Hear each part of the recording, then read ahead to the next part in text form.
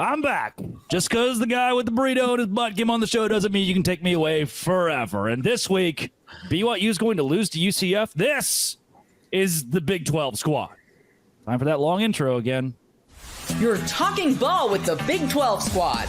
From Oklahoma State to Utah, from Kansas State to BYU, from Houston to Texas Tech, it's the local experts of the Locked On Podcast Network bringing you scoops, breakdowns, and the most comprehensive preview of the upcoming Big 12 weekend. Buckle up. It's the Big 12 squad, and we have a seat for you. No hurt feelings and thin skin allowed. Squad up. You're part of the Big 12 squad. Happy Thursday, everybody, and welcome into the Big 12 squad. Grab a drink or two or six based on the way this show usually goes, and let's enjoy the Big 12 squad as we get everybody in this conference together. Thank you for making our shows your first listen every single day as a part of the Locked On Podcast Network. Jake Hatch of Locked On BYU Cougars, Cody Stovall, Locked On Oklahoma State, Mike Giddens of Locked On UCF, brand new to the Locked On Podcast Network, Mountaineer Paul of Locked On West Virginia, Kevin Borba represents Colorado, and Parker Ainsworth of Locked On Houston Cougars, who records every show on a Nokia 6. Thank you, Parker, for bringing the throwback to the episodes. We're still working on Wi-Fi here, apparently. I was going to say, you said they're supposed to have a few during. It feels like we record as if there have been a few before. I don't know how this normally goes. Yeah, usually. Oh, my gosh. And then late to the party, Casey Cowan of Locked On Texas Tech. That's exactly where we'll start. Casey, Texas Tech was also late to its football game. They didn't show up till the fourth quarter, and then they decided to do those points. What on earth happened there? Well, I thought I would just do my best impression of the Red Raiders, show up late. I'm also going to leave early, if you don't mind, just not play the fourth quarter. What happened there? We call it a typical teching in the 806. Home favorite, sold-out crowd, a homecoming, got a little momentum in the tank, and then you lay an egg. So for lifelong Red Raider fans, not something we haven't seen before, unfortunately, but we did learn again, when you don't pressure their quarterback, they pressure yours. Yes. Good things don't happen. And unfortunately, that's been a common theme for the Red Raiders so far this season. Yeah, and the kid that transferred from Texas Tech to Baylor did a really good job of getting in the Texas Tech backfield all Saturday long and giving the Bears thanks for that reminder. In love. Yes, thank you, Casey. All right, see you, Casey. Good to have you. Wait a second. You guys this week are at TCU. TCU's favored by 6.5. Why? I mean, if we break it down, okay, Casey, if we take away last week, didn't happen, Fugazi, right? Which I'm sure you would love, by the way. Then TCU's not favored in this game. We're taking 1 week of a sample size and giving it all to TCU. Is it right the Horned Frogs should be favored by a touchdown? I got to be honest with you, even if Texas Tech was able to win a game last week against Baylor, unless it was like in blowout dominating fashion, I don't know that I'd be surprised to see the Horned Frogs favored over the Red Raiders. Tech has been bad on the road. Under Joey McGuire, we were ecstatic to get the win over Arizona, which doesn't look quite as exciting as it did at that time, given what the Wildcats have done since. But just a road win in general, something that's been hard to find. And I really just feel like through the early course of Texas Tech's schedule, there was a whole lot out there still to be learned about them, even though you're finding ways to get wins. You're in one more margin ball games, obviously, which is a consistent thing, the Big 12 Conference. So I'm not surprised, really. I got to be honest with you. I don't think it's all that crazy to see Tech a dog on the road, whether they would have won or got the result that they did. Good. Glad to see things are still not going very well over there. There's so little confidence in either of those responses. Hey, man, Cody, I've been lifelong in this Texas Tech game, all right? We're a coin flip program. I don't care what the week is. Flip the coin. We'll probably do something insane as far as a win as an underdog at some point in the year, but this is the way it goes in the 806. Being a Red Raider ain't for the faint-hearted. 10-2 is still technically possible. Exactly. Cody Stovall, not only did Oklahoma State win against BYU, they also lost against BYU on Friday night, and you chipped a tooth. So you going to sign language for us here, or how does that work? No, Morse's voice still works. I'm gonna figure it out here. At least I can say the pain that I've felt watching Oklahoma State this season is pretty comparable to the pain in my face right now. You know what? You are right. We finally found a quarterback just to lose him. But I told the dude, if you try to stiff arm the turf, you're probably not going to win that battle 99 times out of 10. Yeah. I don't know. Wait, what's time out. happening Math. right now, 99 times out of 10? 99 Oklahoma times. math. Oklahoma Yeah, math. that's Stillwater America math. All right. And Chris Level sent his daughter to that school. I don't know how. Well, mathematics, it's not necessary, okay? We know how to farm. We know how to golf. We know how to run cross country, and that's good enough in my book, buddy. Wow. Jake Hatch, your football team lost on Friday until it didn't anymore. What even was that? Pretty incredible stuff, all things considered. BYU absolutely pulled a rabbit out of a hat. Jake Retzloff continues to show that he is absolutely masterful at the quarterback position, and I can't put anything past this BYU squad right now because they seem to have found different ways to win every single week. But let's go to the team that also won on Saturday. Mike G with UCF. Your team got a big win on the road against Iowa State. I turned the game off at 28-14. It was over. And then you pulled an Oklahoma State. What a fall apart in Ames. I feel like Jake's rubbing it in my face talking about finding ways to win. We're finding ways to lose down in Orlando right now. But look, I think it's going to be a great game on Saturday. UCF they're going to give them hell. But there's something about a team that can't find ways to win at ends of games that makes things exciting in a bad way for fans. So, look, fans are raising the pitchforks. It feels like the firegusmalzahn.com website gets fired up here late in the season. There's a lot of pressure in Orlando right now, and so it's going to be a great game on Saturday. I can't wait for this. It's going to be primetime Big 12. How about Mountaineer Paul? Just got news that West Virginia has fired Neil Brown to hire Nick Saban. Help me break that one down. Saw that headline this week. Congratulations, my friend. A guy can dream. A guy can only dream. It's either going to be Jimbo or Nick Saban, according to our fan base. Of course, yes. What about Santa Claus? Is he busy this time of year? I feel like fall's kind of his prep season. So it's been rough, obviously. Neil Brown now is 3-17, lost 8 straight ranked opponents. Just unbelievable. Can't even defend it at this point. And I just reported earlier, Matt Yeomans of VSIN is reporting that Neil Brown will be out by the end of the season. I did a show on that earlier. Probably going to be gone. Mountaineer Paul, I am reporting that I will pee tomorrow morning after waking up from sleep.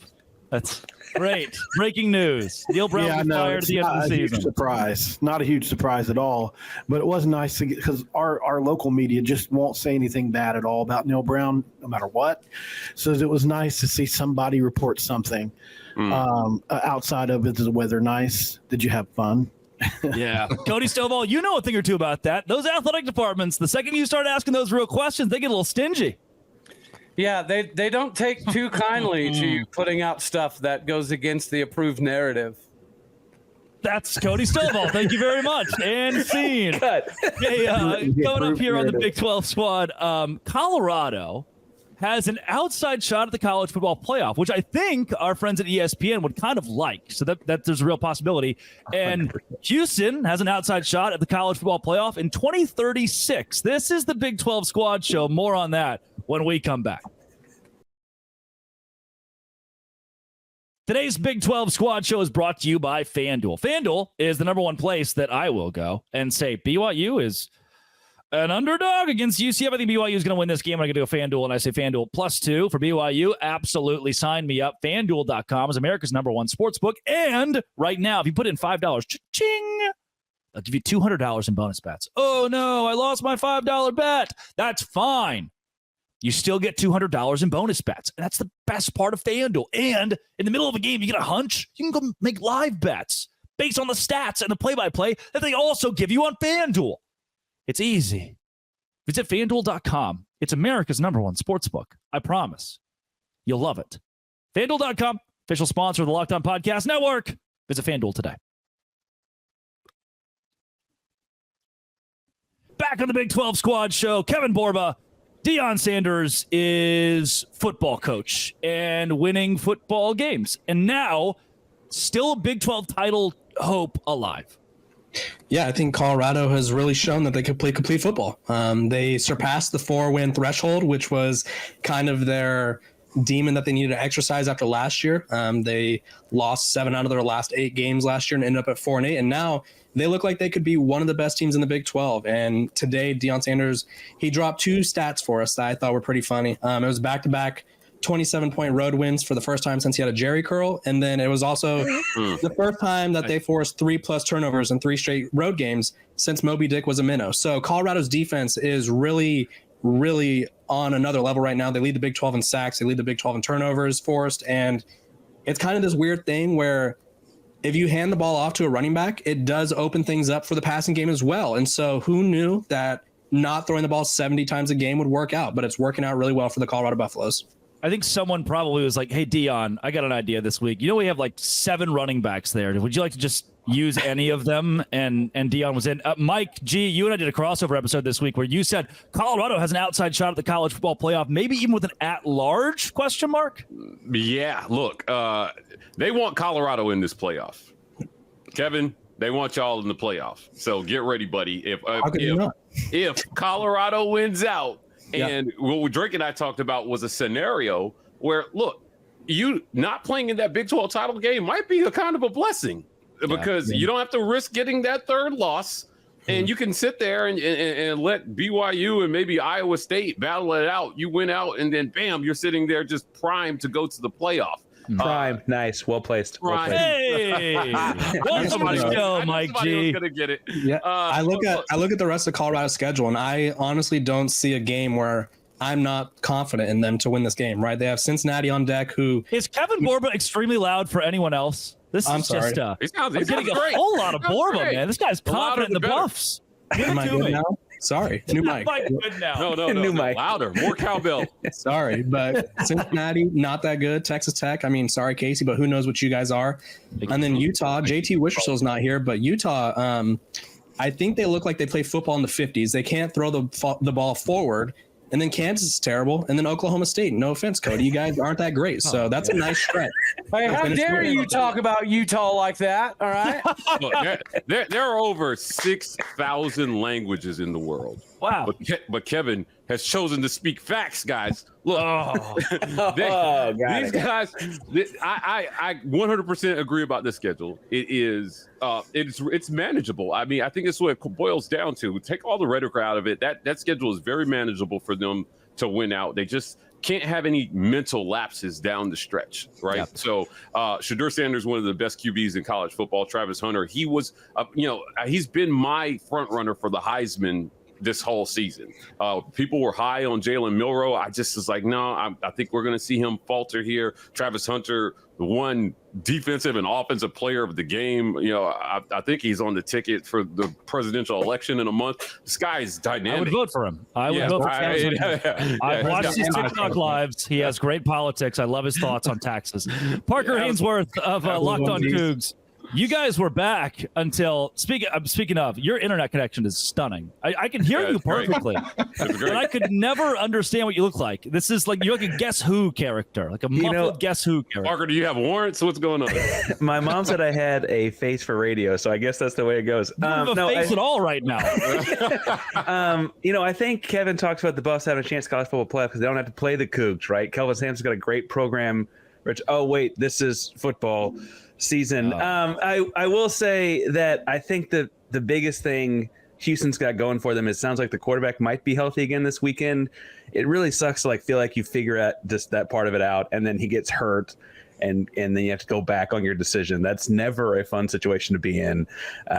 Kansas City did not treat us very well. We looked like a little too much barbecue or something. But the offense was pretty anemic and slow.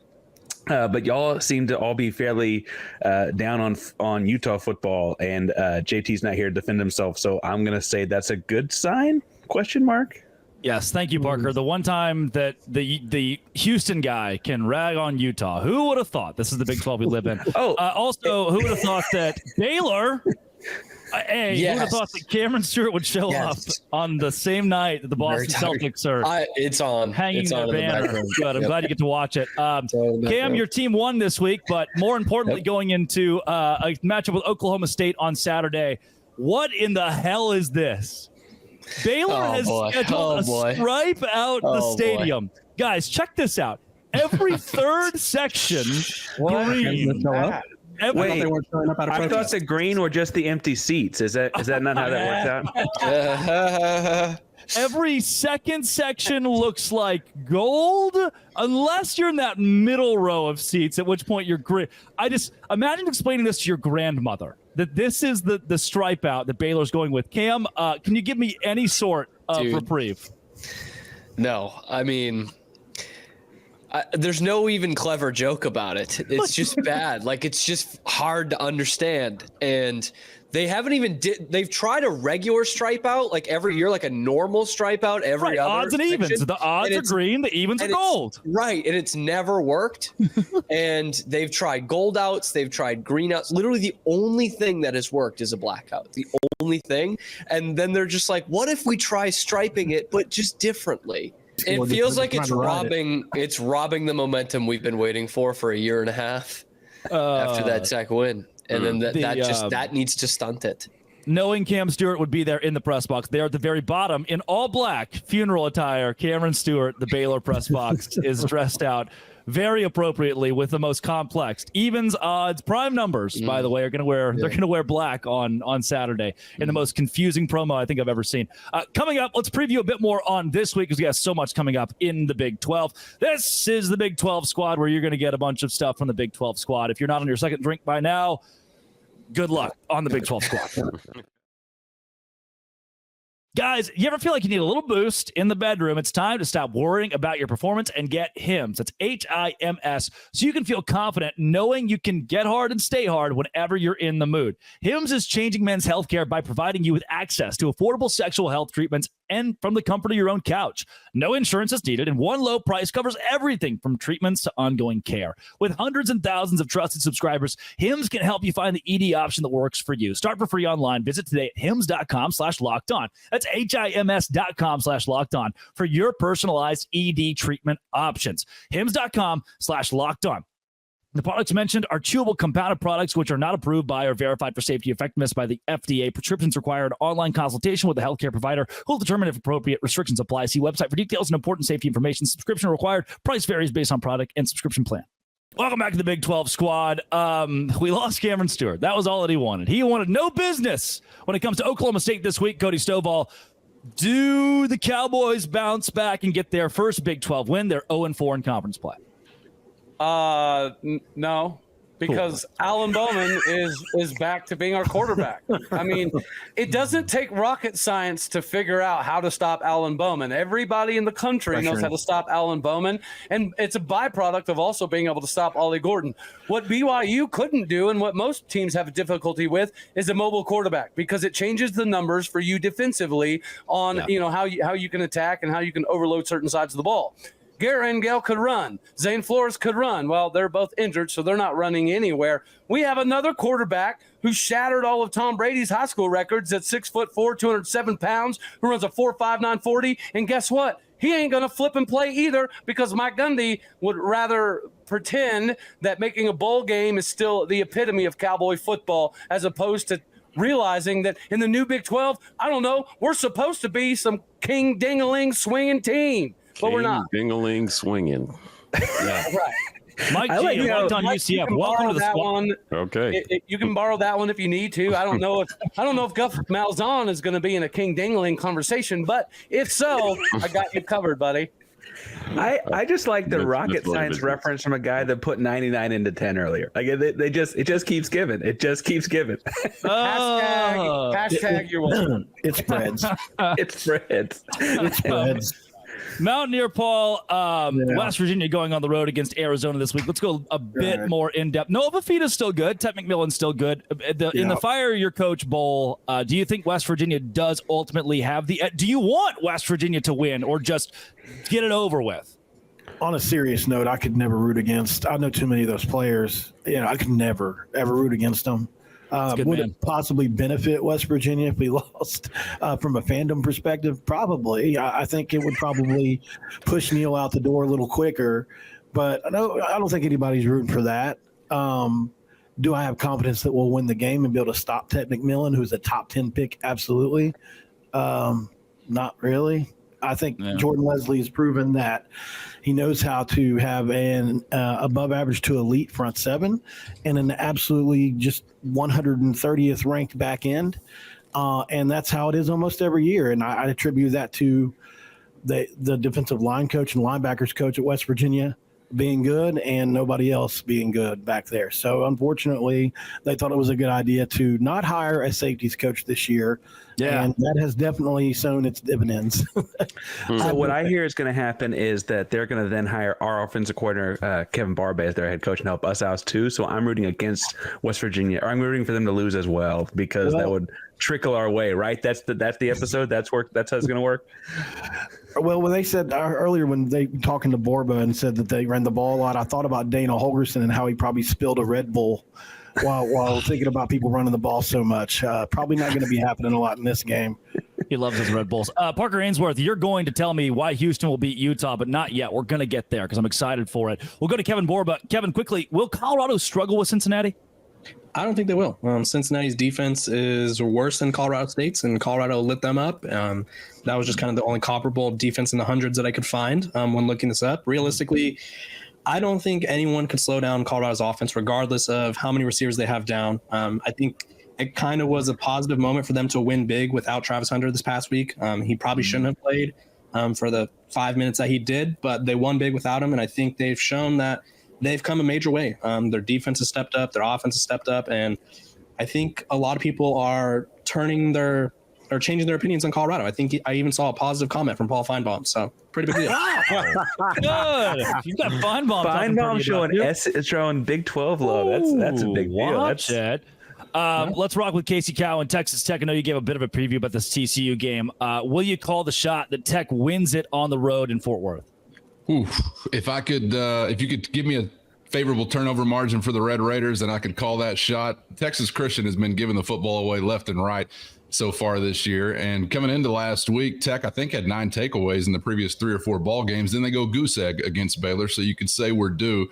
So maybe we'll pick back up where we left off previously there and continue to make hay on Horned Frog mistakes. And it has been good to see that the people in purple have been prone to chunk plays on the ground. And Taj Brooks is a guy that I think maybe can take advantage of that. Again, when I say that Texas Tech is a coin flip roller coaster kind of program, that does include doing something unexpected, which might be going back with your hair on fire on the road after you're embarrassed at home and pulling off a win. So I am feeling bold about it, but I really need to know what that turnover column is looking like to call the win, I think.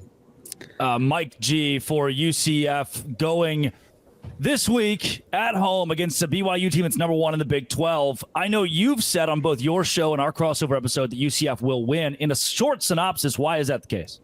It's going to be the ground game. The 354 yards on the ground they put on Iowa State, and that's in large part because of Ja'Cory Brown being able to run the ball effectively. 13 carries for 154 yards. If they can play ball control, because I think the only way to slow down Retzlaff is just to keep the ball away from them, right? Yeah. And if they can play ball control, they can win time of possession. You can limit their opportunities to score, get some key 3 and outs there, which they've shown the ability to be able to do, and then get opportunistic turnovers, which they did versus Iowa State as well. Again, I understand the late crash out this past weekend, but I really feel like BYU, this is not in the bag for them. UCF can do this. They've just got to execute their game plan. They've got to win the turnover battle, and they've got to get the run game going like they did on Saturday versus Iowa State. They can win time of possession. They can win this game.